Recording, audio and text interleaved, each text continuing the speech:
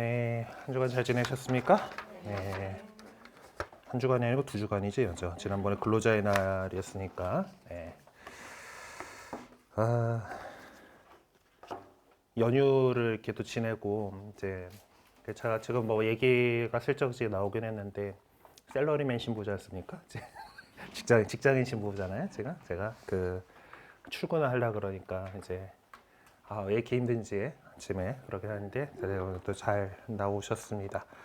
그래, 이 시간 주님의 기도로 열도록 하겠습니다. 성부와 성자와 성령의 이름으로 아멘. 하늘에 계신 우리 아버지의 이름이 거룩히 빛나시며 아버지의 나라가 오시며 아버지의 뜻이 하늘에서와 같이 땅에서도 이루어지소서. 오늘 저희에게 일용할 양식을 주시고 저희에게 잘못한 일을 저희가 용서하오니 저희 죄를 용서하시고 저희를 유혹에 빠지지 않게 하시고 악에서 구하소서. 아멘. 성부와 성자와 성령의 이름으로 아멘.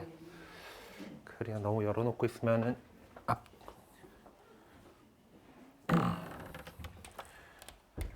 옆반에 좀 시끄러울 수도 있으니까. 네, 우리는 이제 사도 바오로에 대해서 계속 공부를 해 나가고 있습니다. 그래서 이번 9장의 주제는 사도 바오로가 어떤 사람인가에 대한 거고, 그래서 그 사람 뭐 어땠는가, 어떤 그 사상을 가지고 있는가, 이제 이런 것들을 쭉 살펴봐 왔었고요. 오늘은 156장의 6쪽에 있는 이제 개괄적 연구 지문부터 또 다시 나가보도록 하겠습니다. 이제 바오로 사도가 이제 신약 성경 안에서 우리에게 중요한 서간들을 많이 남겨주셨죠. 그 당시에 우리 어떤 미디어가 그 가장 이제 멀리까지 통신을 할 수 있는 것이 편지였기 때문에 그 형태로 이제 우리들에게 이제 남아 있고 그 안에서 우리는 바오로 사도의 이 삶을 지금 살펴볼 수 있습니다. 이제 그래서 지금까지 좀 많이 봐왔던 것처럼 이 바오로 사도는 다마스커스 회심이라고 하는 그 사건을 통해서 그 이전과 이후의 삶을 나눠볼 수가 있죠. 이제 한 30살 때까지 이제 그 바오로는 바리사이파에 속한 열렬한 유다교 신봉자로서 율법 준수를 통한 성화의 길, 그러니까 어떤 믿음이라든가 이런 것들이 아니라 하느님 믿는 사람이다라면은 당연히 율법을 하느님께서 주신 그 율법을 철저하게 잘 지킴으로써 이제 의롭게 거룩하게 된다라는 그 길, 율법의 주의, 그게 바리사이파가 갖고 있던 중요한 가치였죠. 율법을 철저하게 지키고 그리고 그러지 못하고 있는 다른 사람들에 대해서 이제 뭐라 하고 이제 그런 모습들입니다. 그렇기 때문에 그들은 자기가 따르고 있던 바리사이로서의 그러니까 유다교의 그 바리사이파 그 사상을 거기 충실했기 때문에 거기서 벗어난 길로 보이는 다른 길로 보이는 이제 그 새롭게 나타나게 된 예수님의 제자들에 대해서 박해하는 일에 앞장섰던 겁니다. 여기 왜 엉뚱한 길로 가고 있는 거야, 이게. 정말 열의에 불타 있는 사람이다 보니까 그 자신이 갖고 있었던 바리사이파로서의 그것이 확신을 갖고 있었기 때문에 그래서 제자들을 박해를 했었고 그런 상황 속에서 전혀 예기치 못하게 경험하게 되었던 다마스쿠스 사건 이후로는 그 뒤에는 이제 다시 오히려 완전히 180도 바뀌어가지고 그래서 이런 거 얘기할 때 잘 얘기해서 360도 바뀌면은 똑같이 돌아오는 거니까 180도 바뀌어갖고 그 그리스도를 선포하는 일에 이렇게 주력을 하게 되었습니다.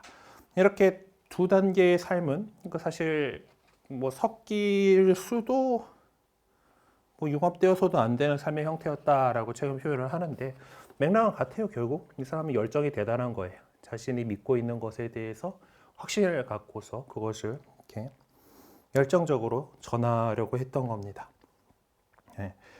그래서 이제 뭐 대조적인 삶에도 불구하고 어떤 삶의 형태가 되었던 바울은 실로 열정을 다해 살았다라고 하는 것에서 그것이 드러납니다. 이 순간 우리는 바울의 삶 안에서 구체적으로 그 모습을 드러낸 하느님의 엄청난 은총의 능력을 묵상하지 않을 수가 없습니다. 하느님의 은총이 가져올 수 있는 결과는 이렇게 우리의 단순한 합리주의적 사고의 영역을 훨씬 뛰어넘고도 남는다라는 것이 바오로의 그 삶에서 온전하게 드러나는 것이죠. 이와 같이 바오로는 자신의 생동감 넘치는 삶을 통해서 그러한 하느님 은총의 위대함과 주님 사랑의 무한한 깊이를 생생하게 우리에게 보여주었고 지금도 서간에 살아있는 말씀을 통해서 증언해주고 있는 것입니다. 죽음으로부터 일으켜지신 그리스도로부터 부르심 받은 바오로는 이제 다마스쿠스, 타르수스, 안티오키아 그리고 소아시아 등지에서 예수님을 이제 구원자로 그리스도로 선포하기 시작했습니다. 바오로는 이방인들에게 복음을 선포할 수 있도록 인가해 준 예루살렘 사도회의가 끝난 다음부터는 지중해 연안 도시들 안에서 그리스도 공동체를 세우기 위한 발걸음을 옮겨가기 시작했죠. 그리고 그 누구도 상상할 수 없을 만큼 선교의 영역을 확장해 가면서 방대한 지역을 복음화했습니다. 단순히 복음을 선포하고 그 지역에 그리스도교 공동체를 건설하는 것으로만 다 자신의 직무를 다 했다라고 생각하지 않았어요. 한번 만들어 놓고 그러고 다음 갔으면 뭐 거기서 알아서 잘하겠지가 아니라 계속 자신이 세운 그 공동체들 안에서 이런저런 문제가 발생을 해서 믿음의 뿌리가 위협을 받거나 또 지역 공동체 신자들이 보다 강력하게 믿음을 증거하며 살아갈 필요성이 있다라고 판단하는 경우에 그 공동체에 서한을 보내서 때로는 위로하고 때로는 격려하고 때로는 나무라고 또 충고하기도 하면서 끊임없이 믿음 안에 성장해 갈 수 있도록 목자적인 관심과 열정을 보여왔습니다. 왜냐하면 그 시대의 어떤 교통수단으로서는 지금 우리가 비행기 타고 날아다니듯이 휙휙 왔다 갔다 할 수가 없었죠.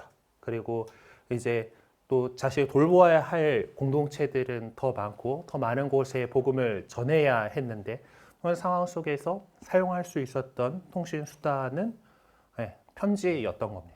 편지를 통해서 그쪽으로 가는 사람들한테 들려서 이렇게 보내주고 그럼 그 공동체 사람들이 그걸 읽고 그 사도의 말씀을 또 이제 받아들일 수 있도록 이렇게 편지를 통해서 이렇게 서로 소통을 할 수 있었던 것이죠.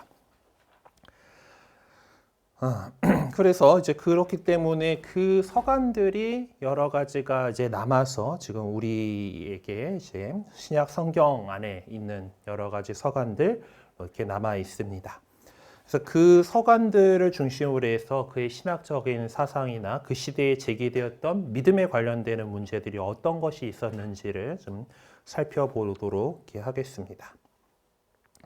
일단 신약 성경 안에 수록되어 있는 바오로의 서간들은 딱히 연대별 순서 이런 거 없고요.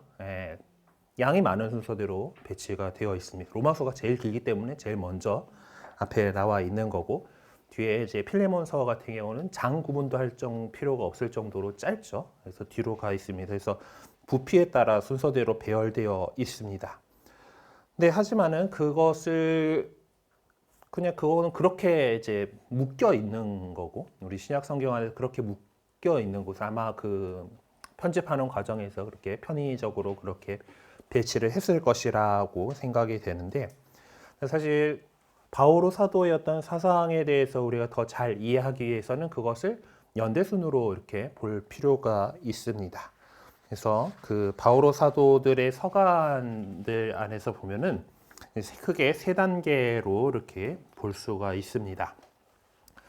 첫 번째 단계는 왕성하게 선교 활동을 하던 중에 쓴 대서간들, 좀 길이가 있는 서간들이에요. 그래서 선교 여행을 이렇게 하던 중에 이제 지나간 공동체에다가 보내는 이제 그런 서간들로 그 연구가 돼서 그렇게 보고 있는 서간들입니다. 그래서 가장 먼저 쓰여졌을 것으로 작성된 것으로 보는 것이 테살로니카 신자들에게 보낸 첫째, 둘째 서간입니다. 그래서 대략 한 50에서 51년 정도로 이제 학자들은 추정을 하고 있어요. 그래서 이 서간에 보면은 바오로는 복음 선포의 가장 본질적이고 중요한 주제들을 다시 다루고 있고 그리스도교 신자들이 그리스도의 도래를 맞이한다는 희망을 갖고 살아가기를 바라는 뜻을 피력하고 있습니다. 사실 이렇게까지 예수님이 안 오실 줄 몰랐던 거죠. 사실 바오로 사도는. 그래서 상당히 임박한 재림에 대한 그런 기대를 갖고 있는 것을 나중에 좀 더 자세히 들여다보면 볼 수가 있습니다. 그리고 코린토 신자들에게 보낸 편지들이 하고 갈라티아 신자들에게 보낸 편지, 필리피 신자들에게 보낸 편지들이 이제 한 대충 55년에서 56년 정도에 쓰였을 것이다라고 이렇게 추정을 합니다. 필리피서 같은 경우는 조금 더 후대로 61년에서 63년으로 보는 학자들도 있습니다. 그리고 로마서 같은 경우는 57년에 아마 작성된 것으로 이렇게 봅니다. 그러니까 이때는 기본적으로 이제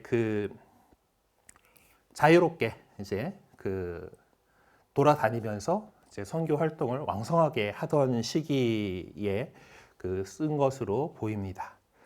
그래서 이 첫 번째 단계에서 바오로가 다루었던 중요한 주제는 믿는 사람은 자신의 업적이나 율법의 실천을 통해서가 아니라 예수 그리스도에 대한 믿음으로 의롭게 된다라는 것과 교회는 그 무엇에 우선해서 하나님께서 당신 아들을 통해 구원하신 자들의 공동체다라는 그런 주제를 담고 있습니다. 자세한 것들은 그래도 차근차근 더 살펴보게 될 거예요.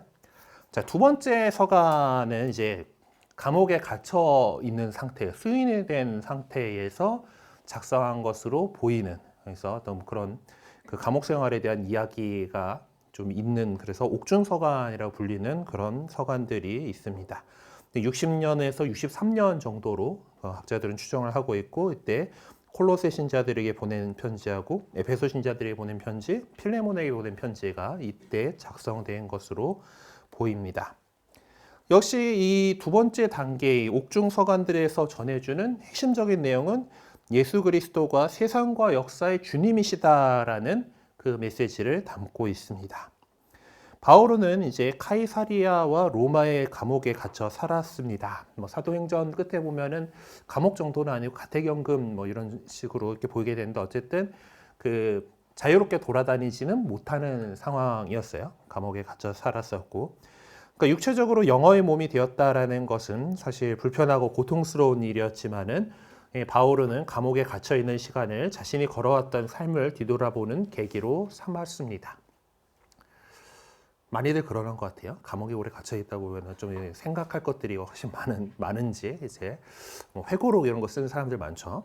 네, 바오로 사도 역시 그랬던 것 같다. 다시 걸어왔던 삶을 뒤돌아보는 그런 계기로 삼았을 거고, 그리고 특별히 그리스도를 하느님과 인간들 사이에 단순한 중재자로 여기는 어떤 이단적 경향이 콜로세 신자들 안에 파고들 위험성이 커지고 있다는 것을 판단한 바오로는 서간을 보내서 그 안에서 그리스도에 관한 신학을 펼쳐 보이기도 했습니다. 그러니까 그리스도께서 세상과 역사 한가운데 자리하고 계시다라고 하는 것이 바오로가 전해주고자 했던 그리스도에 관한 관점이었던 거예요. 특별히 콜로새서 1장 15절에서 20절의 찬미가와 에페소서 1장은 그리스도에 관한 바오로 사상의 최고봉이요 결정이다라고 할 수 있을 정도로 그리스도론 안에서 중요하게 여겨지는 부분입니다. 자, 세 번째 단계는 이제 사목서간이라고 불리는 것들인데, 이제 그 공동체 규범과 관련된 내용들로 이제 티토에게 보낸 편지, 티모테오에게 보낸 편지를 이제 얘기를 합니다. 사목서간이라고 불리는데, 근데 요거는 좀 바오로 사도의 이름으로 적힌 것으로들 봅니다. 그러니까 나중에 또 친저성 문제에 대해서도 이야기를 하겠지만은, 요 서간들은 아마 바오로가 로마에서 순교한 이후에 그의 제자들에 의해서 쓰여지지 않았을까. 그러니까 조금 이제 바오로가 직접 썼을 것으로 확신할 수 있는 그런 편지들에 비해서 문체가 약간 다르다던가, 이제 그리고 조금 더 후대의 교회의 모습을 담고 있다던가, 이제 이런 것들로 해서 학자들은 요 편지들은 바오로 사도가 직접 쓴 것 같지는 않아라고 생각을 하고 있어요. 하지만은 그래도 우리 믿음을 잘 보존하기 위해서, 신자들을 잘 이끌기 위해 교회 지도자들이 어떠해야 되는지, 또 교회의 어떤 규율은 어때야 하는지, 이런 것들, 그리고 특별히 이미 좀 성장한 조직이다라면 이런 조직에 관련된 내용들이 있어야 되잖아요. 이제 그런 부분들을 우리 그리스도교 공동체가 이미 좀 성장하고 팽창한 그런 상황에서 사목적인 효율성을 이제 추구하는 그런 면에 관심을 갖고 있는 그런 내용으로 이렇게 되어 있습니다. 일부 서간들 가운데에 필리피서나 이제 또 사목서간 같은 경우는 지필 연대를 정확하게 규정하기가 쉽지가 않습니다. 그러니까 그런 연대를 특정할 만한 그런 내용이 없는 거예요. 그러니까 대충 이제 뭐가 어떻게 어디로 갔었고 뭐 이런 좀 개인적인 이야기들이 있으면은 우리가 이제 전체 어떤 여정 안에서 어디쯤에서 썼겠다, 뭐 어떤 상황 속에서 썼겠다 이런 것들을 통해서 바오로의 어떤 이제 연대기를 좀 구성을 한 거 안에서 어디쯤이겠다 이제 이런 것들이 파악이 되는데 이 내용들 가운데 그런 부분들이 없는 서간들의 경우에는 이게 언제 썼을까를 갖다가 정확하게 규정하기가 쉽지가 않습니다. 그리고 더 나아가서 에페소서나 사목서간들 같은 경우에는 이 저자가 과연 바오로일까라고 하는 데서도 확실하지가 않습니다. 물론 이제 다 모두가 그냥 그 얘기하는 것은 히브리인들에게 보낸 편지라고 불리는 요거는 이 성경 안에서 순서로서는 바오로 사도의 서간의 목차로 들어가 있기는 하지만은 또 보통 이제 따로 뒤로 떼놓어져 있잖아요, 이게. 그러다 보니까 이거는 바오로 사도가 직접 쓴 건 아닌 것 같아. 확실히 이제 그렇게 이제 그 얘기를 하고 있어요. 네. 그 서간들은 어떤 내용들을 담고 있는지 또 보도록 합시다. 바오로의 서간들 대부분은 소식을 전하기 위한 단순한 목적에서 쓰여진 것이 아닙니다. 어떻습니까? 저는 잘 살고 있습니다. 뭐 이제 저는 지금 어디 와 있고요. 뭐 날씨가 좋네요. 뭐 이런 그런 사소한 내용이 아니라 이제 그 분명한 목적을 가지고 저 공동체 안에서 일어난 문제에 대해서 내가 들었고 이제 그것들을 어떤 관점에서 바라봐야 될지 그런 가르침을 주기 위한 분명한 목적에서 쓰여져 있습니다.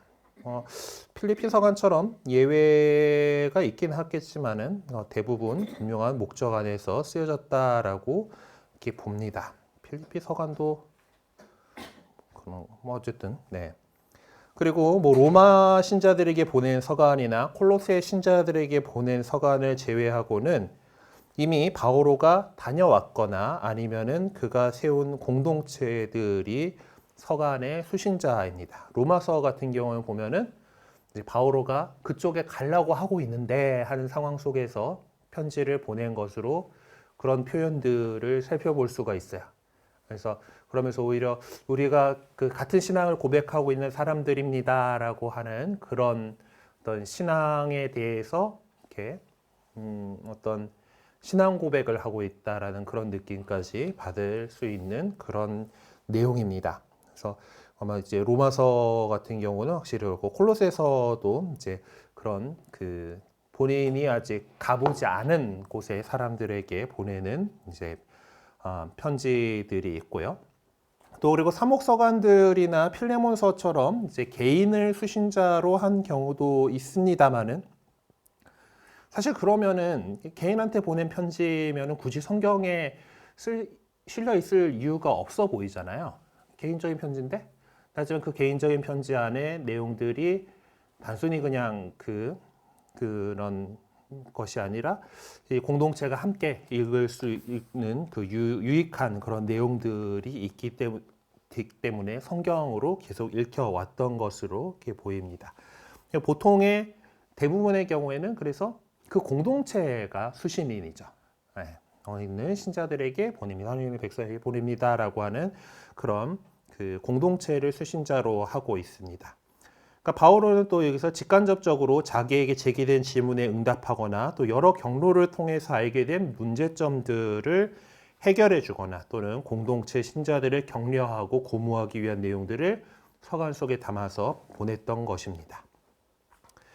그러므로 바오로 서간 안에 담겨 있는 내용들은 그 당시 그리스도교 지역 공동체들이 어떻게 믿음을 살아가고 있었는지를 잘 살펴볼 수 있는 그런 중요한 자료이죠. 그리고 믿음의 성숙을 향한 공동체들의 실상을 엿볼 수 있는 그런 좋은 자료가 됩니다. 그리고 바오로가 갖고 있었던 핵심적인 신학 사상들이 어떤 것이었는지를 또 이 서간들을 통해서 우리는 가늠해 볼 수 있게 되죠. 그런 점에서 바오로 서간들은 정말 풍부한 내용들을 담고 있습니다. 그 풍부한 신학적인 내용들을 뭐 여기서 다 다루기는 쉽지 않지만은 그래도 중요한 부분들을 좀 짚어보도록 하겠습니다. 신학적으로 중요하게 몇 가지 내용들을 정리해 보면은 이제 이 살아있는 신학이라는 그런 주제가 있어요.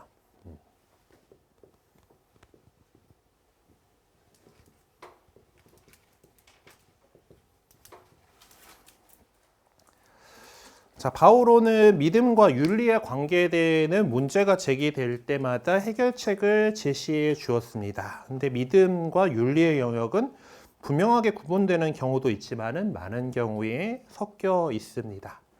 그러니까 우리 교회가 이제 여러 가지 이런 문제점들이 있을 때 공회를 열고 또 목표 어떤 판단을 내리고 이제 이런 것들이 있죠. 이제 그런 것들이 믿음에 관한 문제들하고 윤리에 관한 문제들이 보통 이렇게 나오고, 그리고 나중에 제1차 바티칸 공회에서 이제 나왔던 교황 무류권이라고 하는 그런 것들도 그 범위가 한정됩니다. 이 신앙의 영역과 윤리의 영역에 대해서에 해당을 해요. 모든 교황님 말이 다 맞다가 아니라 그 사도자에서 그 신앙과 윤리 문제에 대해서 교황이 이제 공식적으로 발표한 교황님도 개인적으로 글 쓸 수도 있잖아요, 그렇죠?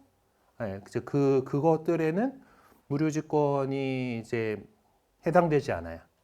하지만 이제 공식적인 그런 자리에서 이것은 오류가 생길 수 없다라는 것이 이제 교회의 믿음인데, 이제 그런 거와 마찬가지로 이제 믿음과 윤리에 대한 영역들은 계속해서 우리 교회가 또 공격받기도 하고 거기에 대해서 그 해결책을 이제 그 정확한 지침들을 마련해서 내려보냅니다. 바오로 사도 시대 때도 마찬가지였고요. 그래서 이제 바오로 사도는 믿음의 삶이 구체적인 삶 안에서 표현되고 표출되어야 하기 때문에 이제 믿음과 윤리 문제가 발생할 때마다 즉시 개입해서 문제 해결을 위해서 앞장섰던 것입니다. 이게 또 너무 그냥 엉뚱한 게로 나가고 있는 거를 그대로 나누는 사람도 습관이 되는 거고, 다시 올바른 길로 돌려놓는 거는 쉽지 않은 일이 되죠. 많은 또 경우에 또 그렇게 거기서 반발하고 튕겨 나가가지고 이단이 돼버리기도 하고 그런 거기 때문에 바로바로 이렇게 개입을 하려고 노력을 했던 것이죠. 그래서 바오로는 어떤 죽어있는 신학이 아니라 삶에 직결되어 있는 살아있는 신학을 펼쳐 보였던 것이다 라는 겁니다. 바울은 특별히 복음의 기초에서 그에 걸맞는 삶을 살아가도록 윤리적인 영역에 해당하는 가르침을 많이 베풀었는데, 그런 형태의 격려를 권고라고 부릅니다. 그래서 여기서 우리는 바오로가 보여준 살아있는 신학이 어떤 것인지 이해할 수 있게 해주는 서강과 본문 내용 몇 개를 보게 될 것입니다. 라면서 먼저 데살로니가 전서 4장 13절에서 5장 11절을 보라고 나와 있네요. 봅시다. 데살로니가 신자들에게 보낸 첫째 편지에서 4장 13절에는 주님의 재림이라고 하는 소제목이 놓여 있습니다. 형제 여러분, 죽은 이들의 문제를 여러분도 알기를 바랍니다. 그리하여 희망을 가지지 못하는 다른 사람들처럼 슬퍼하지 말라는 것입니다. 예수님께서 돌아가셨다가 다시 살아나셨음을 우리는 믿습니다. 이와 같이 하느님께서는 예수님을 통하여 죽은 이들을 그분과 함께 데려가실 것입니다. 우리는 주님의 말씀을 근거로 이 말을 합니다. 주님의 재림 때까지 남아있게 될 우리 산 이들이 죽은 이들보다 앞서지는 않을 것입니다.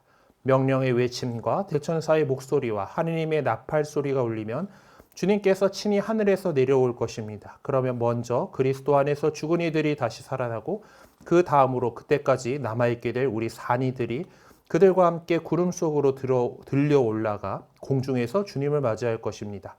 이렇게 하여 우리는 늘 주님과 함께 있을 것입니다. 그러니 이러한 말로 서로 격려하십시오. 형제 여러분, 그 시간과 그때에 관해서는 여러분에게 더 쓸 필요가 없습니다. 주님의 날이 마치 밤도둑처럼 온다는 것을 여러분 자신도 잘 알고 있습니다. 사람들이 평화롭다, 안전하다 할 때 아기를 뵌 여자에게 진통이 오는 것처럼 갑자기 그들에게 파멸이 닥치는데 아무도 그것을 피하지 못할 것입니다. 그러나 형제 여러분, 여러분은 어둠 속에 있지 않으므로 그날이 여러분을 도둑처럼 덮치지는 않을 것입니다. 여러분은 모두 빛의 자녀이며 낮의 자녀입니다. 우리는 밤이나 어둠에 속한 사람이 아닙니다. 그러므로 이제 우리는 다른 사람들처럼 잠들지 말고 맑은 정신으로 깨어 있도록 합시다. 잠자는 이들은 밤에 자고 술에 취하는 이들은 밤에 취합니다. 그러나 우리는 낮에 속한 사람들입니다. 맑은 정신으로 믿음과 사랑의 갑옷을 입고 구원의 희망을 투구로 씁시다. 하나님께서는 우리가 진노의 심판을 받도록 정하신 것이 아니라 우리 주 예수 그리스도를 통하여 구원을 차지하도록 정하셨습니다. 그리스도께서는 우리가 살아있든지 죽어있든지 당신과 함께 살게 하시려고 우리를 위하여 돌아가셨습니다. 그러므로 여러분이 이미 하고 있는 그대로 서로 격려하고 저마다 남이 성장할 수 있도록 도와주십시오라고 권고를 하고 있는 말씀이 있죠. 그리고 테살로니가 후서로 가게 되면은 2장 1절에서 그 17절에 있는데 종말의 표징이라고 되어 있네요. 형제 여러분, 우리는 우리 주 예수 그리스도의 재림과 우리가 그분께 모이게 될 일로 여러분에게 당부합니다. 누가 예언이나 설교로 또 우리가 보냈다는 편지를 가지고 주님의 날이 이미 왔다고 말하더라도 쉽사리 마음이 흔들리거나 불안해하지 마십시오. 누가 무슨 수를 쓰든 여러분은 속아 넘어가지 마십시오. 먼저 배교하는 사태가 벌어지고 무법자가 나타나야 합니다. 멸망하게 되어 있는 그 자는 신이라고 일컬어지는 모든 것과 예배의 대상이 되는 것에 맞서 자신을 그보다 더 높이 들어 올립니다. 그리하여 신으로 자처하며 하느님의 성전에 자리 잡고 앉습니다. 내가 여러분 곁에 있을 때 이 일에 관하여 이야기한 것을 여러분도 기억하고 있지 않습니까? 그리고 여러분도 알다시피 지금은 어떤 것이 그 자를 저지하고 있지만 그 자는 자기 때가 되면 나타날 것입니다. 사실 그 무법의 신비는 이미 작용하고 있습니다. 다만 그것을 저지하는 어떤 이가 물러나야 합니다. 그러면 그 무법자가 나타날 터이지만 주 예수님께서는 당신의 입김으로 그 자를 멸하시고 당신 재림의 광채로 그 자를 없애버리실 것입니다. 그 무법자가 오는 것은 사탄의 작용으로 그는 온갖 힘을 가지고 거짓 표징과 이적을 일으키며 멸망할 자들의 상태로 온갖 불의한 속임수를 쓸 것입니다. 그들이 진리를 사랑하여 구원받는 것을 거부하였기 때문입니다. 그러므로 하나님께서는 그들에게 사람을 속이는 힘을 보내시어 거짓을 믿게 하십니다. 진리를 믿지 않고 불의를 좋아하는 자들이 모두 심판을 받게 하시려는 것입니다. 라는 조금 더 17절까지구나.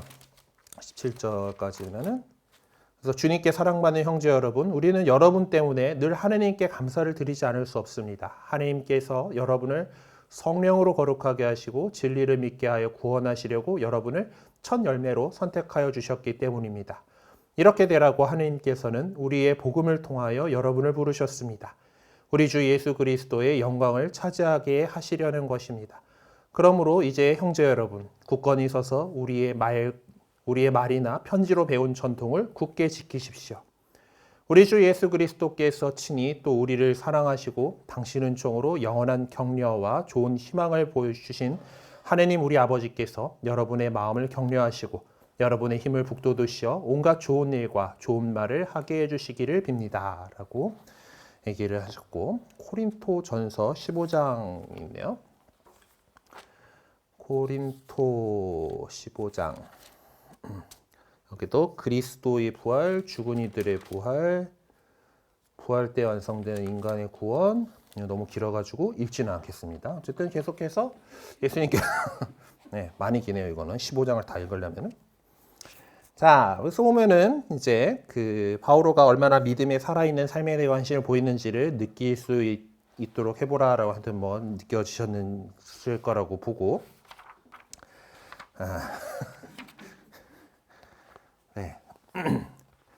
자, 일단 이 본문들이 다루고 있는 주제는 무엇인가라고 한다라면은 사실 좀 종말론이죠. 네, 이제 그 예수님께서 재림하시는 거, 또 뭐 죽은 이들이 부활하는 거, 또 우리도 뭐 그 거기에 참여하는 것들 이제 그래서 그 지금 코린토전서 같은 경우는 그리스도께서 부활하셨고 죽은 이들이 부활할 거고 이제 그렇기 때문에 이제 그 부활 때에 우리 인간의 구원이 완성된다. 이제 이런 내용을 이제 쭉 담고 있는 것이고요. 그리고 앞에 봤던 테살로니가 전서의 내용도 보면은 이제 이 주님께서 이제 재림하실 거고 우리가 이제 하늘로 들러 올려져 가지고 이제 오시는 주님을 맞이하러 갈 것이기 때문에 즉 뭐 여러 가지 어려운 것들이 있지만은 서로 격려하고 지금 배운 대로 잘 살자라고 하는 내용들이 있고, 또 그 중요한 것들이 누가 뭐 그때와 그 시간에 대해서 얘기를 하면은 그런 것들은 거기에 막 이제 이 동요하지 말라는 그런 내용들이 많이 있습니다. 네, 요것들만 제대로 잘 보면은 이제 그때와 그 시간에 대해서 얘기하는 그 시한부 종말론자들을 그냥 피해갈 수 있을 것 같은데, 사람들은 참 이런 거에 대해서 그때와 그 시간을 갖다가 이제 내가 뭐 이렇게 받았다라든가 하는 그런 주장에 왜 이렇게 잘 넘어가는지 참 안타깝긴 합니다만은, 사도 바오로가 그때부터 이렇게 참 그런 거에 대해서 경고를 하고 있었던 것을 볼 수가 있죠. 하여튼 이제 이 주제들 이 부활이라고 하는 것, 종말이라고 이 세상의 그 끝이지만은 완성에 대한 그 종말에 대한 내용들을 다루고 있습니다. 자, 그리고 사도 바울은 믿음 안에서 이 본문들이 다루고 있는 주제들, 그러니까 죽은 자들의 부활과 종말에 대한 이 주제들을 어떻게 인식하고 받아들여야 한다라고 가르치고 있는가라고 본다라면은, 일단은 중요한 거는 예수님께서 부활하셨다라는 거가 첫 번째 전제죠. 예수님께서 십자가에 돌아가셨지만은, 죽으셨지만은 다시 살아나셨어요. 그래서 그분을 믿는 사람들은 역시 그분과 더불어서 부활할 것이다. 그리고 그분과 더불어서 영원한 생명의 나라에 들어갈 것이다. 예수님께서 부활하셨다라는 걸 우리가 믿기 때문에 우리 그 믿음에 있는 우리들을 예수님께서 또 역시 부활시키실 것이고, 먼저 세상을 떠난다 하더라도 우리보다 먼저 앞서 죽은 이들이 먼저 부활할 것이고, 그때까지 살아있는 사람들은 이제 또 다시 오시는 주님을 맞이하러 들어 올려질 것이다. 그러니까 구원될 것으로 되어 있는 사람들은 그렇게 될 거다라고 하는 것. 그래서 그렇게 해서 우리가 부활해서 영원한 생명의 나라에 들어가게 될 것이다 라고 하는 것이 이제 그거고, 그래서 예수님의 이 죽음과 부활에 관한 믿음은 곧 우리의 부활과 영원한 생명에 대해서 확신을 갖게 해준다라고 하는 것이 이 본문들 안에서 공통적으로 이렇게 드러나고 있는 주제라고 할 수가 있습니다. 그래서 우리도 믿는 사람들은 우리 역시 부활할 거고, 이제 영원한 생명의 나라에 들어가게 될 것이다. 네, 그러니까 거기서 중요한 건 믿음이다라고 하는 거고, 그리고 그날이 정말 도둑처럼 다가오겠지만은, 정말 어떻게 우리가 그때와 그 시간이 언젠지를 우리가 알 수 있는 것은 아니지만은, 그렇다고 해가지고 완전히 무방비로 당하지는 않을 거다. 우린 빛에 있는 사람들이고 낮에 속한 사람들이기 때문에 그것을 그때가 되면은 알게 될 것이다. 하지만은 뭐 그때가 언젠지를 갖다가 너무 미리 궁금해할 필요가 없다라는 거죠. 그 시간 그때 더 쓸 필요가 없습니다라고 하는 거는 바오로 자기도 모르고 예수님도 모르고 하느님 아버지만이 아시기 때문에 이제 그 시간은 그거 갖다가 그렇게 하지만은 우리가 제일 중요한 건 뭐예요? 평소에 공부 잘하면 돼요. 왜 이제 그 수업 시간에 이제 그 강의 이렇게 하면은 이제 우리 가장 두려움에 떨던 것이 팝업 퀴즈잖아. 이제 그냥 갑자기 예고 안 하고 시험 보는 거 성적이 들어간다 그러면은 뭐 이제 그런데 평소에 공부가 잘 돼 있는 사람들이면은 그런 시험에 두려워할 이유가 없죠. 근데 우리가 안타깝게도 그러지 못하고 있기 때문에 좀 아닌 것 같은데 이제 막 이제 이런 것들이 많다 보니까 말이 먹히는 거예요. 이제 언제가 그때다. 그러니까 이 종말은 팝업 퀴즈인데 이 시한부 종말론자들은 다 이제 정기고사로 얘기를 하잖아. 이제 기말고사 날이 다가왔어. 뭐 이제 그러니까 막 이제 준비를 하게끔 막 이렇게 시키는 건데, 평소에 공부 잘하는 애들은 평소에 공부 잘 해놓고 있으면은 언제 그때가 오더라도 자기가 알고 배운 거에 대해서 정확하게 할 수가 있는 거고, 그럼 우리가 부활에 대한 믿음, 예수 그리스도에 대한 믿음을 늘 갖고 잘 살아가고 있다라면은 문제 없는 거예요. 그때가 언제 되든 그것이 뭐 오늘 오후가 되든 준비되어 있다라고 한다라면은 문제가 없습니다. 예수님께서 나를 구원해 가실 거다라는 믿음을 갖고 있다라면 돼요. 근데 우리가 이제 또 부족한 존재다 보니까 나 자꾸 이제 뭐 좀 잘못한 거 챙기고 뭐 이제 그러다 보니까 이제 그거를 파고드는 이제 사람들이 있는 건데, 우리는 믿음으로 그렇게 갖고 가야 된다. 그것이 바오로 사도가 계속해서 강조하는 내용이에요. 어떤 뭐 평소에 율법 잘 지키고 뭐 이제 그렇게 뭔가 내가 뭔가를 해가지고 구원받는 거가 아니다라는 거를 갖고 있는 거죠. 그 전까지 바리사이로 살 때는 그게 중요했어요. 제일 내가 어떻게 정결할 것들 잘 지키고 법 잘 지키고 이제 이렇게 살아가야지 이제 하나님께 마음이 드는 사람이 돼서 구원받을 거다라는 그런 확신을 갖고 살아가고 있다가 예수님을 만난 다음에 그는 자, 예수 그리스도를 믿는 것이 무엇보다 중요하다라는 것을 이제 얘기를 합니다. 이제 그러다 보니까 개신교 운동을 한 사람들이 좀 너무 더 나가가지고 오직 믿음만으로 이렇게 해가지고 명동적에 가보면 예수 천국 불신지옥 이렇게 있는 것들이 있는데, 사실 그래요. 그 의화에 대한 거는 믿음, 우리도 믿음, 예수 그리스도에 대한 믿음 때문에 우리가 구원받는다라고 얘기합니다. 그러면은 나머지 우리가 하려고 하는 선행들이나 이제 그 계명을 지키고 사는 삶은 뭡니까? 우리가 그걸 잘 했다고 해가지고 구원받는다라는 것이 아니라 우리가 구원받은 사람으로, 이 믿음으로 구원받은 사람으로서 하나님을 사랑하는 사람이야 하나님께서 좋아하시는 일을 해야지. 그러니까 우리는 계명을 지키고 잘 살려고 하는 거예요. 네. 나를 구원해 주신 그분께 대한 어떤 사랑과 감사해서 그분이 좋아하시는 일을 한다. 인데 순서는 그렇습니다.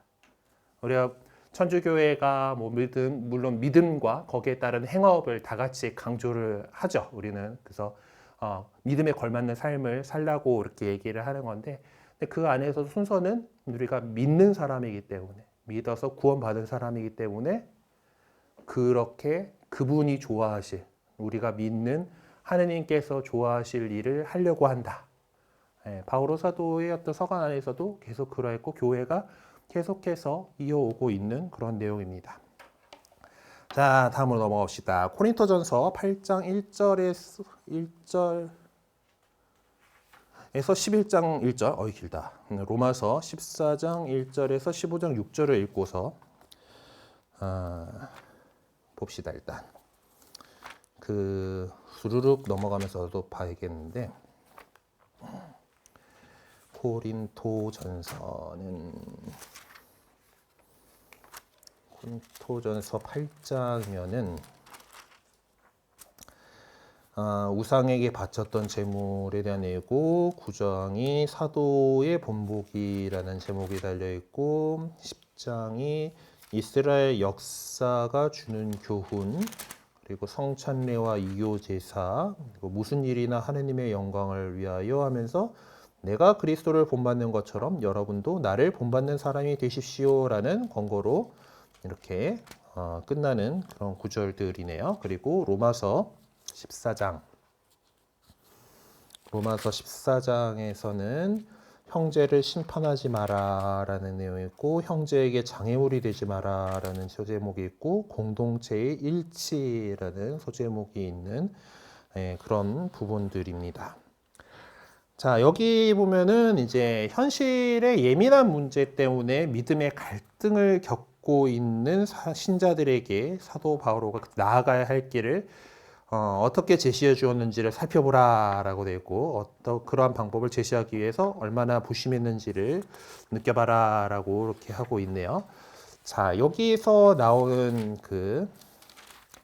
이제 형제를 심판하지 말고 이제 장애물이 되지 말고 이제 이런 것들 안에서 여기 하고 아까 코린토 전서에서도 보면은 이제 제일 먼저 나오는 게 우상에게 바쳤던 제물에 대한 문제가 이렇게 나와 있죠.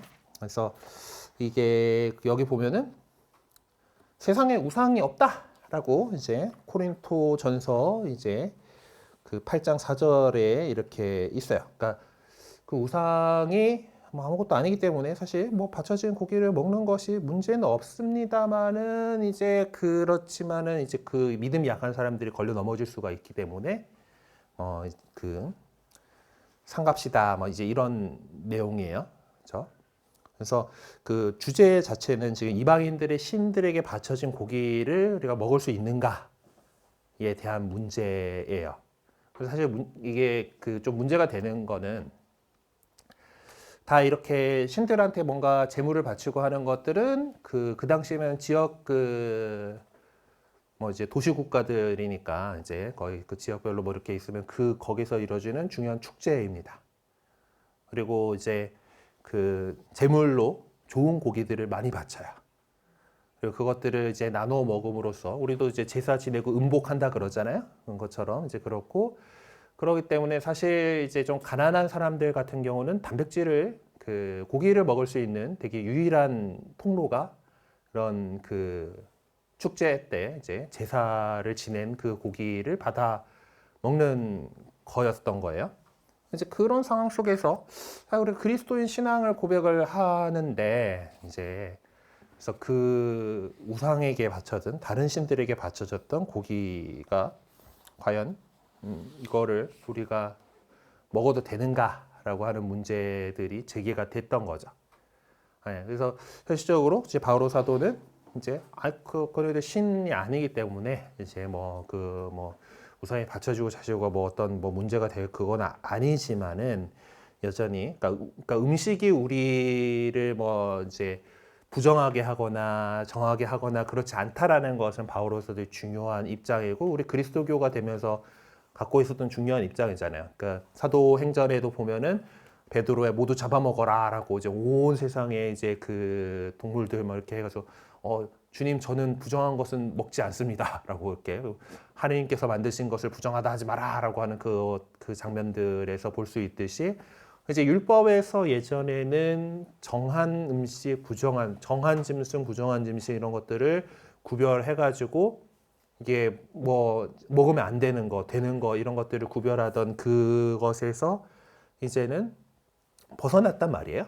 그리스도교는 그것이 아니라 하나님께서 만드신 모든 것을 속되다 하지 마라라고 하고 다 뭐 먹을 수 있으면 먹어도 돼. 뭐 이렇게 되는 건데 이제 이런 제물들에 대해서 그래요. 그 우상이 없고 뭐 그러기 때문에 그 뭐 바쳐진 것을 먹는다고 해가지고 죄가 될 것은 아닙니다. 하지만은 괜히 거기에 참여하는 것처럼 보이고 이제 그러기 때문에 이제 다른 사람들을 때문에 그러니까 로마서에서 보면은 형제들에게 피해가 되지 않도록 하라라고 하는 거죠. 그러니까 믿음이 약한 사람들이 흔들릴 수 있다라고 하는 것 때문에 조심해라라고 하는 거죠. 그래서 그 해결책은 이웃의 믿음의 걸림돌이 되지 않거나 다른 사람에게 의구심을 갖게 하지 않는 한 그런 고기들을 먹는 것은 문제가 되지 않는다라는 거예요. 그 원칙은 자기의 믿음을 척도로 다른 사람의 믿음을 판단해서는 안 된다라는 것이고 또 믿음이 약한 사람들이 믿음 안에서 성장할 수 있도록 도와줘야 된다라는 것을 얘기를 하고 있습니다. 이런 것들을 볼 수가 있어요. 자, 그리고 이제 그 다음은 이제 여기가 나왔구나. 경계하는 건데 이제 뭐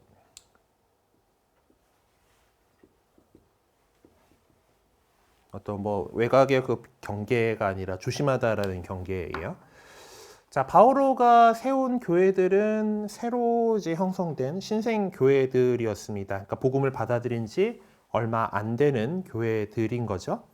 그래서 믿음 안에서 우리가 성숙해야 될 교회들이긴 하지만은 이제 순수하고 열정이 차고 넘쳤지만은 어떤 믿음의 뿌리가 완전히 깊이 내리지 못했고 그리고 당대의 다양한 종교적 철학적 사조에 노출될 수밖에 없었습니다.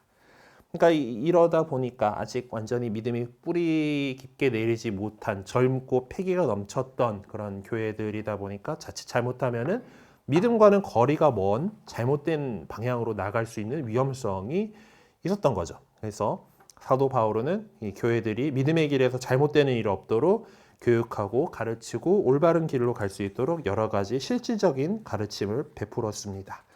그래서 뭐 이제 대표적으로 갈라티아 교회는 이제 자꾸 유다이즘으로 돌아가려고 하는 그런 유혹들에 대해서 이제 그 얘기가 있었고, 코린토 교회 같은 경우는 어떤 그 당시에 어떤 지혜, 예지, 뭐 영지 뭐 이런 것들에서 그리스도교를 하나의 어떤 지혜로 보려고 하는 그래서 어떤 그리스도의 인격과는 멀어지게 하려는 그런 종교적인 사조에 직면해 있었던 그런 위험들이 있었고, 에페소나 콜로세 같은 경우는 이제 뭐 초자연적인 세계의 신비 속에 들어갈 수 있다고 주장하는 뭐 불가사의한 환상의 위험 뭐 이런 그런 것들이 그런 사조들에 노출되어 있었던 것으로 보입니다. 그러니까 사도 바울은 이처럼 지역 교회들이 어떤 환상적이고 비현실적인 사조나 주장에 휘둘려서 믿음의 근본적인 뿌리까지 흔들리지 않을까라는 걱정과 염려에서 그런 위험 앞에 노출된 상태에서 흔들리지 않고 믿음을 살아갈 수 있도록 가르치고 격려하고 권고해야 했던 것이죠. 그래서 이러한 바오로의 계획과 노력이 그 반대자들에게는 걸림돌로 여겨졌기 때문에 그들은 그리스도교 신자들이 바오로의 권위를 거부하거나 부인하도록 미혹하기까지 했었습니다. 이런 상황에서 바울은 그들의 믿음을 지켜줄 필요가 있다고 판단했었고, 그래서 허황되고 잘못된 사조에 대한 경각심을 불러일으키고 거기에 빠져들지 않도록 경계심을 촉구할 그런 목적으로 서간을 보냈었던 것입니다. 한참 얘기를 하다 보니까 지금 한 45분이 지나갔는데 그러면 10분간 쉬고 또 이어나가 보도록 하겠습니다.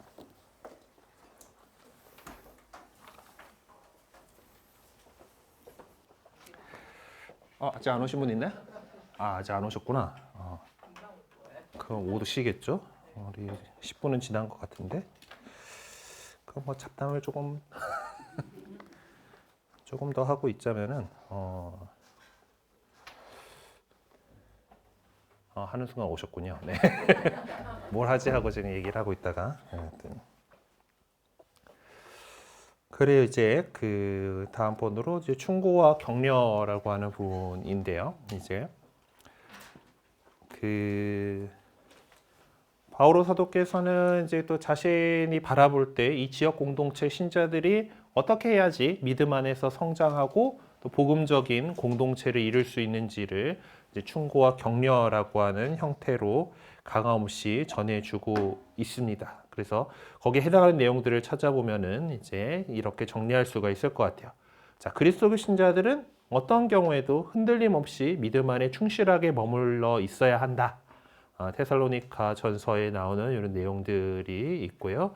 그리고 그리스도교 신자들은 자신에게 맡겨진 사명과 책임을 철저하게 이행해야 한다. 사목 그 서간들에 나타나는 이제 직무에 대한 이야기들이기 때문에 특별히 더 교회 안에서 어떤 직무를 맡은 사람들의 사명도 있지만은 결국 그 그리스도인으로서의 우리 사명, 지지난주에 성소주의를 지내는데 우리가 받은 그 성소가 있다라는 것을, 그래서 그 사명과 책임을 철저하게 이행해야 한다라는 것.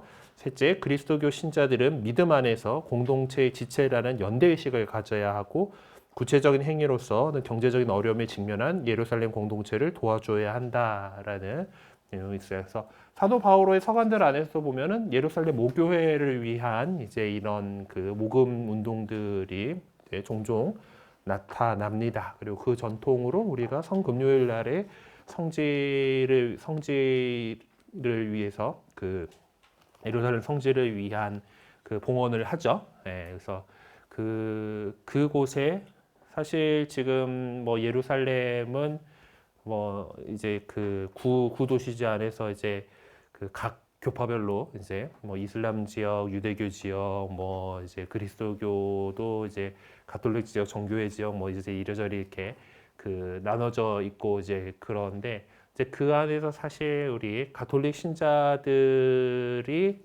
소수입니다. 다수를 차지하고 있는 건 아니에요. 그렇지만 그 성지에서 살고 있는 이 사람들이 또한 계속해서 그 신앙을 살아갈 수 있도록 이렇게 지원을 해주는 것들이 중요하기 때문에 오늘날까지도 이제 이렇게 하고 있죠. 이제 그런 것은 어떤 연대 의식에 대한 내용들을 얘기를 하고 있습니다. 뭐 간략하게 이렇게 세 가지 내용으로 요약했지만은 사도 바오로께서 보여준 관심은 어떤 사목자로서의 모습을 대변해 주는 것이라고 할 수가 있죠. 그래서 바울은 이렇게 충고와 격려의 형태를 통해서 지역교회가 복음을 증거하고 살아가야 할 방향을 분명하고 명쾌하게 제시해 주었습니다. 우리는 그러한 바오로의 모습을 보면서 그가 오늘도 우리 곁에 함께하고 있는 그런 느낌을 갖게 됩니다. 그리고 이제 사도 바오로는 원래부터 사도가 아니었기 때문에 이제 나름 그 정당성에 대해서 공격을 많이 받았죠. 그리고 아까 다른 사조에 대한 그런 내용들을 할 때도 이제 그런 것들이 사도 바오로의 이런 일들이 걸림돌로 다가왔기 때문에 음해하고 이렇게 안 좋게 얘기하는 세력들이 많았기 때문에 이제 사도 바오로는 이제 자신이 정당하다라는 것을 이제 적극적으로 주장을 합니다.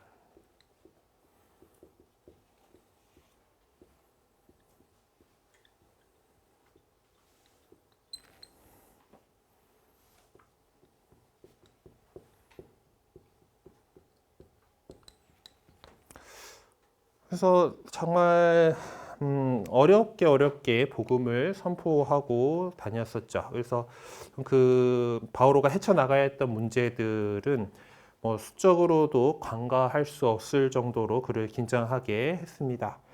그때마다 이제 바오로는 뭐 편한 길을 찾았던 것이 아니라 과감하게 맞서서 투쟁하고 싸웠습니다. 자신의 정당성을 주장할 때는 과감하게 단호한 모습을 보이기도 했고 또 변론해야 될 필요성 앞에서는 주저함 없이 당당한 모습을 보여왔습니다. 그런 흔적들이 갈라티아서 1장 6절에서 2장 21절이나 코린토 후서 10장에서 13장 같은 데에 나타나 있습니다.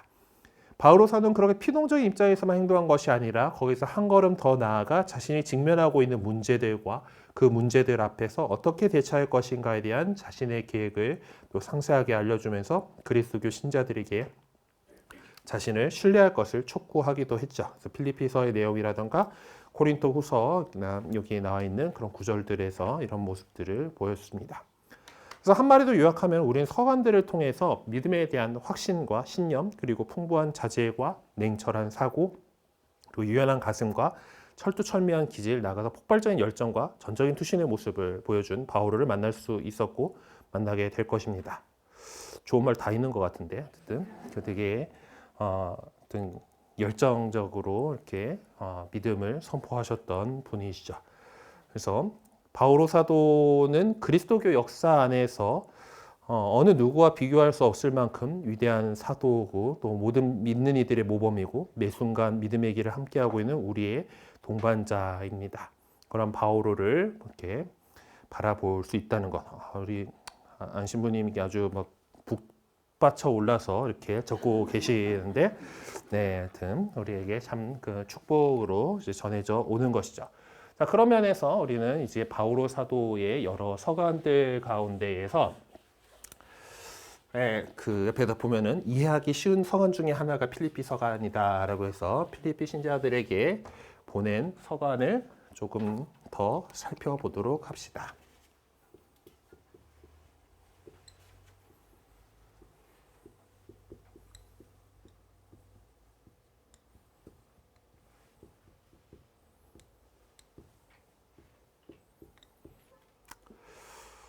그리고 또 이 서간은 바오로의 개인적인 성격을 잘 드러내주는 그런 서간이라고 해요. 그래서 이런 점에서 우리는 이 서간을 통해서 바오로가 삶의 중심에 놓고 살아왔던 영성이 무엇이었는지를 알아볼 수 있을 것입니다. 반면 또 이 서간은 다른 서간들과는 달리 신학적인 내용 면에서는 좀 빈약한 모습을 보이고 있습니다. 그러니까 뭔가 교리가 이렇게 구성되는 그런 부분들이라기보다는 어떤 좀 더 영성적이고 이제 그런 부분들로 되어 있다라는 거예요. 네. 그런 가운데에서 다른 서간들과 비교할 수 없을 만큼의 특징을 짓는다면 바오로가 이 서간을 통해서 자신의 개인적이고 깊은 이야기들을 많이 하고 있다라는 점이겠습니다. 그래서 우리는 이 서간을 통해 복잡하고 난해한 사색가가 아니라 주님이신 예수 그리스도와 하나님에 대한 예민하고 섬세하고 민감하면서도 정열적인 감정을 넘치도록 풍부하게 소유하고 있던 한 사람으로서의 바오로를 만날 수 있을 것입니다. 바오로는 이 필리피라고 하는 동네를 여러 차례 거쳐간 것으로 보입니다.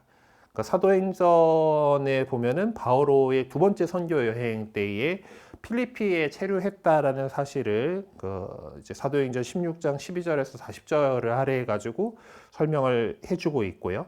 그리고 세 번째 선교 여행 중에서 마케도니아를 두 번 지나갔다라고 이렇게 암시를 해주고 있는데 아마 그 안에서 필리피를 갔겠죠라고 이제 직접적으로 필리피가 언급되진 않지만은 갔었을 것 같습니다. 그리고 또 이제 사도행전 16장 12절에서 40절을 통해서 바오로가 필리피에 있는 제자들과 관계를 맺고 있었다라는 것을 추론해 볼 수가 있어요. 근데 이제 일단 이 필리피 신자들에게 보낸 서간이 언제 작성된 것인지는 우리가 확실하게 알 수는 없습니다만은 갈라티아서나 로마서와 동시대인 기원 후 55년에서 57년 사이에 55년에서 57년 사이 그 정도에 작성된 것으로 추정을 하고 있어요. 자, 필리피서에서 주로 나타나는 뭔가 특징적인 표현들이라면은 예수님, 복음, 기쁨이라고 하는 그런 주제들이 있습니다. 그래서 이제 용어는 다르긴 하지만은 사실상 연결되는 거 같은 의미를 갖고 있다라고 볼 수가 있어요. 그래서 필리피 서간의 흐름을 이해하기 위해서는 그러한 표현들을 찾아보는 것이 매우 중요하다라고 이렇게 되어 있으면서 이것들을 갖다가 색깔을 달리해서 표시해 보세요라고 되어 있는데 이걸 지금 할 수는 없겠죠. 여러분들이 이제 갖고 있는 성경에 펼쳐가지고 한번 그 필리피 서간을 읽어보면서 표시를 해 보시면 좋겠습니다. 하여튼 요거는 숙제로 하고요. 자, 바오로는 이 서간 안에서 기쁨에 관한 표현을 상당히 많이 하고 있습니다. 다 표시해 보시면은 기쁨이 되게 많이 나와요. 그래서 그 기쁨의 이유를 바오로는 무엇이라고 설명하고 있습니까? 그러니까 이 기쁨이라는 용어가 쓰여진 맥락들을 다시 읽어보면서 그 이유도 찾아보고 그리스도교 신자들의 삶이 근본적으로 기쁨의 삶이 되어야 한다는 점에서 우리는 그 기쁨의 이유를 제대로 이해하고 살아가는지 묵상해 보세요라고 되어 있습니다. 요것들은 그 표현들을 한번 찾아보면서 보시면 좋을 것 같아요. 네. 그리고 그래서 우리 교황님의 그 여러 문헌들의 기쁨으로 끝나는 시리즈들이 있죠. 또 그런 것들이 이런 맥락 안에서 바오로 사도의 이런 맥락 안에서 예수님을 우리가 믿고 그분의 복음을 받아들이고 그 복음은 우리에게 기쁨으로 다가온다라고 하는 그런 주제들은 오늘날까지 계속 이렇게 상기되고 있는 그런 것입니다.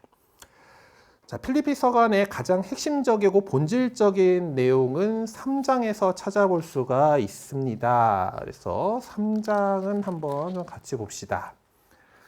자, 끝으로 나의 형제 여러분, 주님 안에서 기뻐하십시오. 같은 내용을 적어 보낸다 해서 나에게 성가실 것이 없습니다. 오히려 여러분에게는 안전한 것이 됩니다. 개들을 조심하십시오. 나쁜 일꾼을 조심하십시오. 거짓된 할례를 주장하는 자들을 조심하십시오. 하느님의 영으로 예배하고 그리스도 예수님 안에서 자랑하며 육적인 것을 신뢰하지 않는 우리야말로 참된 할례를 받은 사람입니다. 하기야 나에게도 육적인 것을 신뢰할 수 있는 근거가 있기는 합니다. 다른 어떤 사람이 육적인 것을 신뢰할 수 있다고 생각한다면 나는 더욱 그렇습니다. 여드레 만에 할례를 받은 나는 이스라엘 민족으로 베냐민 지파 출신이고 히브리 사람에게서 태어난 히브리 사람이며 율법으로 말하자면 바리사이입니다. 열성으로 말하면 교회를 받게 했던 사람이었고 율법에 따른 의로움으로 말하면 흠잡을 데 없는 사람이었습니다. 그러나 나에게 이롭던 것들을 나는 그리스도 때문에 모두 해로운 것으로 여기게 되었습니다. 그뿐만 아니라 나의 주 그리스도 예수님을 아는 지식의 지고한 가치 때문에 다른 모든 것을 해로운 것으로 여깁니다. 나는 그리스도 때문에 모든 것을 잃었지만 그것들을 쓰레기로 여깁니다. 내가 그리스도를 얻고 그분 안에 있으려는 것입니다. 율법에서 오는 나의 의로움이 아니라 그리스도에 대한 믿음으로 말미암은 의로움, 곧 믿음을 바탕으로 하느님에게서 오는 의로움을 지니고 있으려는 것입니다. 나는 죽음을 겪으시는 그분을 닮아 그분과 그분 부활의 힘을 알고 그분 고난에 동참하는 법을 알고 싶습니다. 그리하여 어떻게든 죽은 이들 가운데에서 살아나는 부활에 이를 수 있기를 바랍니다. 나는 이미 그것을 얻은 것도 아니고 목적지에 다다른 것도 아닙니다. 그것을 차지하려고 달려갈 따름입니다. 그리스도 예수님께서 이미 나를 당신 것으로 차지하셨기 때문입니다. 형제 여러분, 나는 이미 그것을 차지하였다고 여기지 않습니다. 그러나 이 한 가지는 분명합니다. 나는 내 뒤에 있는 것을 잊어버리고 앞에 있는 것을 향하여 내달리고 있습니다. 하느님께서 그리스도 예수님 안에서 우리를 하늘로 부르시어 주시는 상을 얻으려고 그 목표를 향하여 달려가고 있는 것입니다. 성숙한 사람이 누리는 모두 이러한 생각을 지닙시다. 혹시 여러분이 무엇인가 달리 생각한다면 그것도 하느님께서 여러분에게 계시해 주실 것입니다. 아무튼 우리가 어디에 이르든 같은 길로 나아갑시다. 형제 여러분, 다 함께 나를 본받는 사람이 되십시오. 여러분이 우리를 본보기로 삼는 것처럼 그렇게 살아가는 다른 이들도 눈여겨보십시오.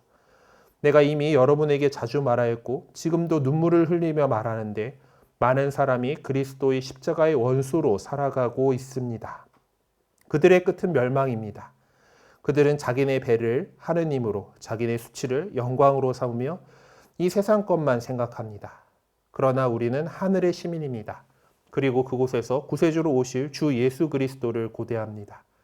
그리스도께서는 만물을 당신께 복종시키실 수 있는 그 권능으로 우리의 비천한 몸을 당신의 영광스러운 몸과 같은 모습으로 변화시켜 주실 것입니다.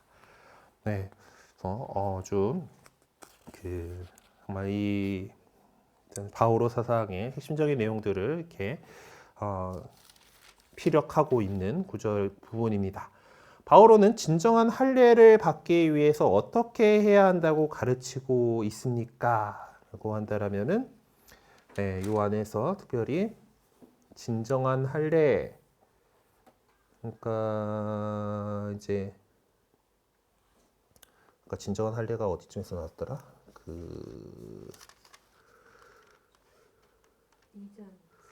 그렇죠. 네, 3장에서 이제 참된 할례를 받은 사람입니다라고 이렇게 나오고 있는데,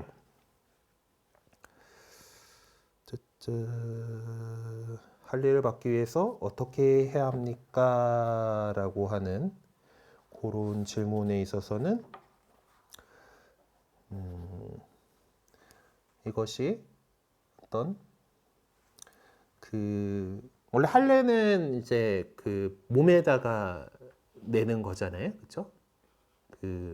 그런 포피를 좀 잘라가지고 이제 하는 할례인데 이제 그것이 어떤 육적인 그런 것이 아니라 이제 육적인 것이 아니라 이제 영으로 예배하고 예수 그리스도 안에서 자랑하다라는 이제 그것이 이제 그렇죠. 그래서 진정한 할례라는 것은 어떤 외적인 표시가 아니라 어떤 내적인 태도의 진실성을 통해서 얻어진다라고 하는 것이 이제 그 3절에서 이제 하고 있는 그런 것입니다.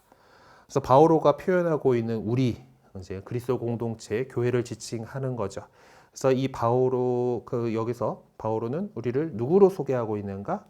네, 우리야말로 참된 할례를 받은 사람입니다. 네.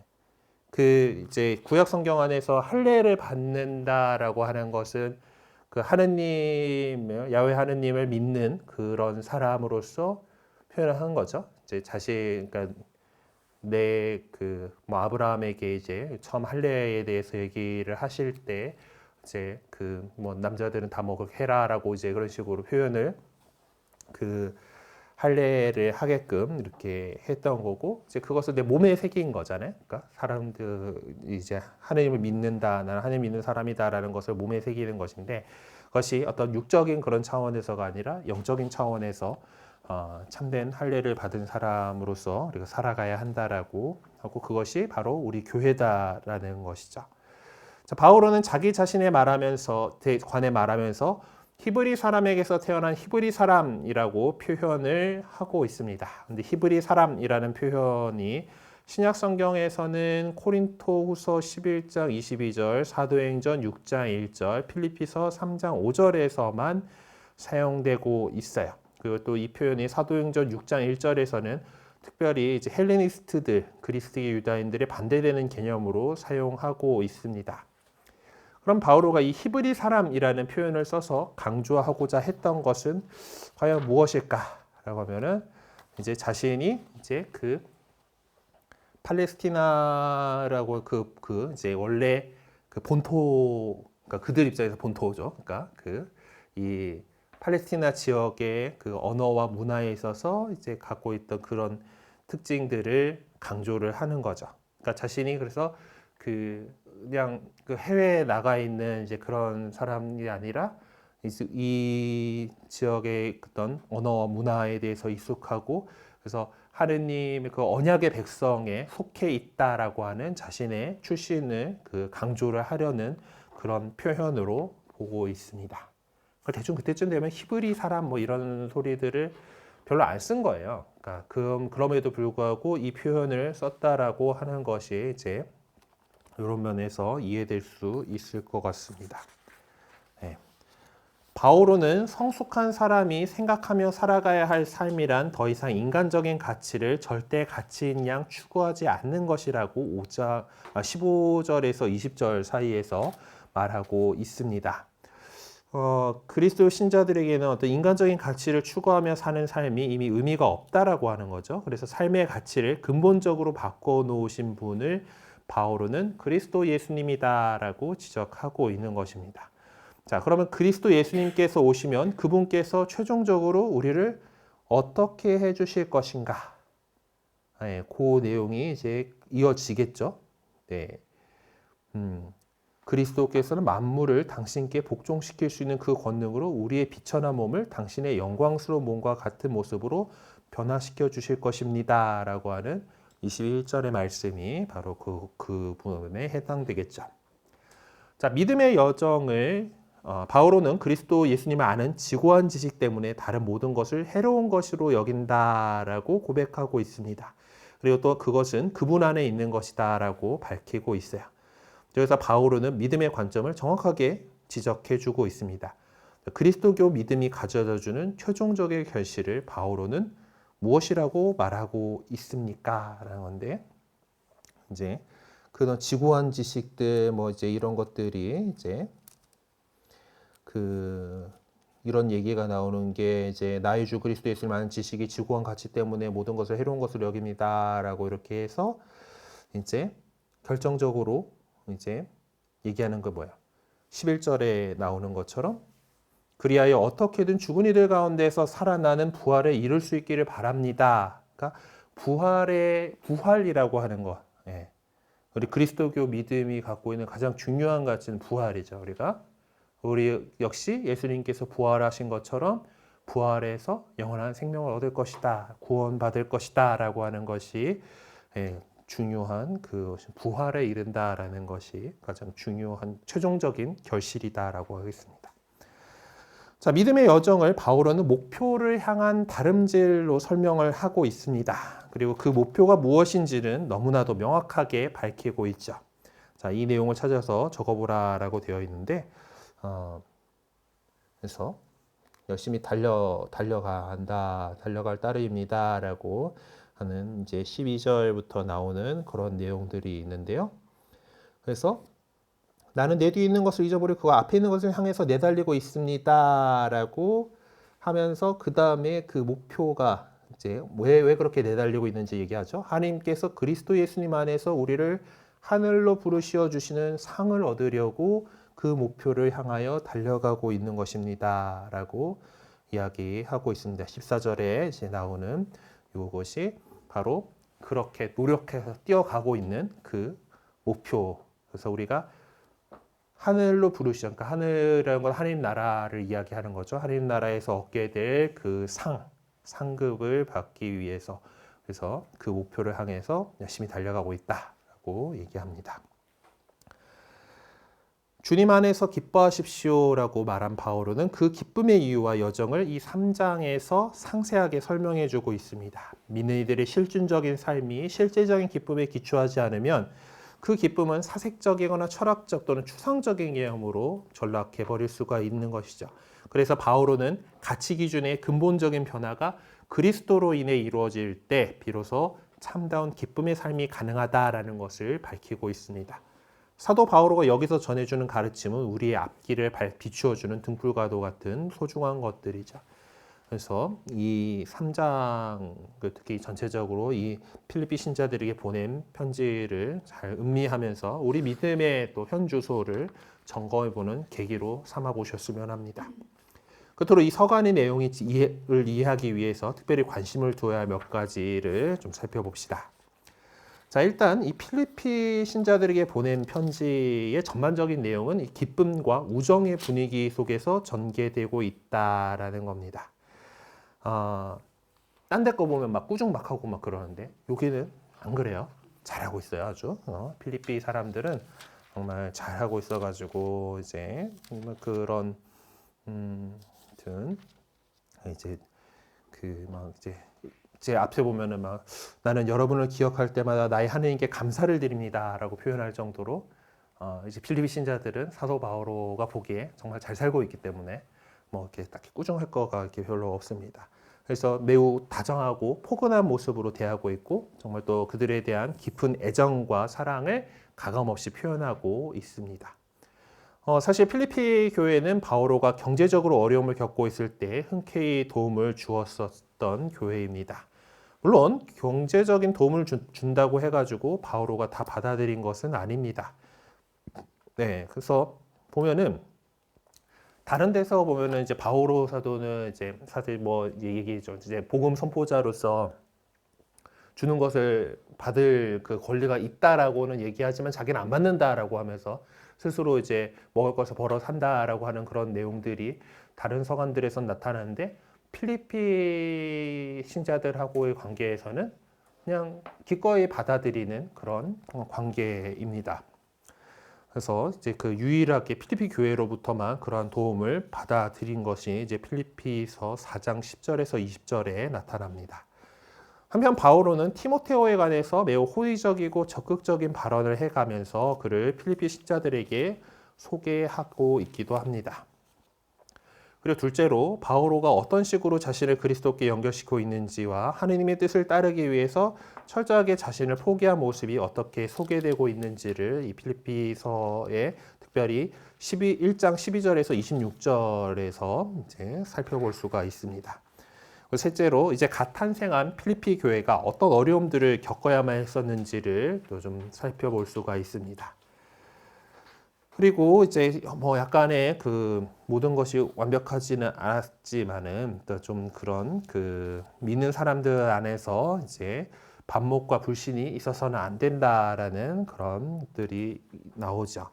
바오로는 필리피 교회 안에서 야기된 그런 반목과 불목의 부끄러운 실상을 목격하고서는 믿음의 길을 올바로 갈 수 있도록 그를 가르쳐야 할 필요성을 절감했습니다. 그래서 바오로는 반목과 불신을 씻어줄 수 있는 삶의 형태로서 겸손의 삶을 가르치는 것이 최선의 길이라고 생각을 했어요. 그래서 바오로는 그리스도교 전례 안에서 이미 사용되었던 매우 아름다운 초기 그리스도교 찬미가를 우리 책은 늘 찬미가와 찬가를 구별하지 않죠. 찬가를 이용해서 필리피 신자들에게 겸손의 삶을 살 것을 강력하게 요구했던 것입니다. 그래서 이게 그 필리피서에 나오는 그리스도 찬가라고 하는 이제 2장의 이제 6절에서부터 이제 11절에 나오는 이것이 그러니까 바오로 사도가 쓴 것은 아니라고 보는 거예요. 그러니까 이미 그 초대교회 안에서 사용되고 있던 전례문으로서 이제 그것을 인용을 하면서 우리가 예수님께서 그런 분이시기 때문에 이렇게 우리가 함께 일치하고 또 겸손한 그런 모습으로 살아야 한다라고 강력하게 요구를 하고 있는 것입니다. 찬가와 찬미가는 여러 번 얘기했으니까 뭐 넘어가도록 하고요. 네. 자, 공동체 안에서 함께 살면서 바오로를 반대했던 자들에 대한 이야기들이 있죠. 그러니까 유다교 신봉자로서 이제 할례와 음식 규정을 지켜야 한다라는 것을 이제 강조하던 사람들이 있었던 겁니다. 그러니까 이제 내가 그들보다 더하면 더했지, 더하던 사람이었는데 이제 그거 강조 안 한다라는 것을 이제 하죠. 그래서 그렇게 이제 어떤 본질에서 벗어나서 어떤 그런 규정들에 얽매여 있는 사람들, 결국 그들의 끝은 멸망입니다라고 이렇게 강조를 하고 있습니다. 하여튼 이제 그것들 역시 필리핀 신자들이 겪었던 어려움들이 사실 다른 공동체들에서 겪었던 어려움과 크게 다르지는 않았을 것으로 이렇게 보입니다. 그래서 갈라티아 공동체들이 겪었던 그것과 크게 다르지 않았다면서 바로 또 갈라티아 신자들에게 보낸 서간으로 이어지게끔 책을 구성해 놓으셨는데 우리는 이거는 다음 시간에 보도록 합시다. 네. 그래요. 그래도 이제 성경 안에 있는 내용들을 이제 보게 되는 거다 보니까 확실히 우리 앞에 공부했던 1권, 2권보다는 좀 더 명쾌한 부분들이 많고 이제 재밌게 해나갈 수 있는 그런 부분들이 많은 것 같습니다. 네, 그래서 다음 주에 이제 요 갈라티아 신자들이 보낸 서간하고 해서 이제 볼 수가 있을 거고, 그치? 이거 우리 한 주씩 앞에 땡겨간 거니까 그럼 9장을 마칠 수가 있을 것 같아요. 네, 그래야 오늘 이 시간 여기서 마치도록 하고 또 좋은 나눔 되시고 마친 기도로는 삼종기도 같이 하도록 하겠습니다. 성부와 성자와 성령의 이름으로 아멘. 하늘의 모님 기뻐하소서 할렐루야. 힘모시던 아드님께서 할렐루야. 말씀하신 대로 부활하셨나이다 할렐루야.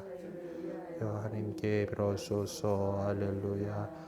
동정 마리아님 기뻐하시며 즐거워하소서 할렐루야.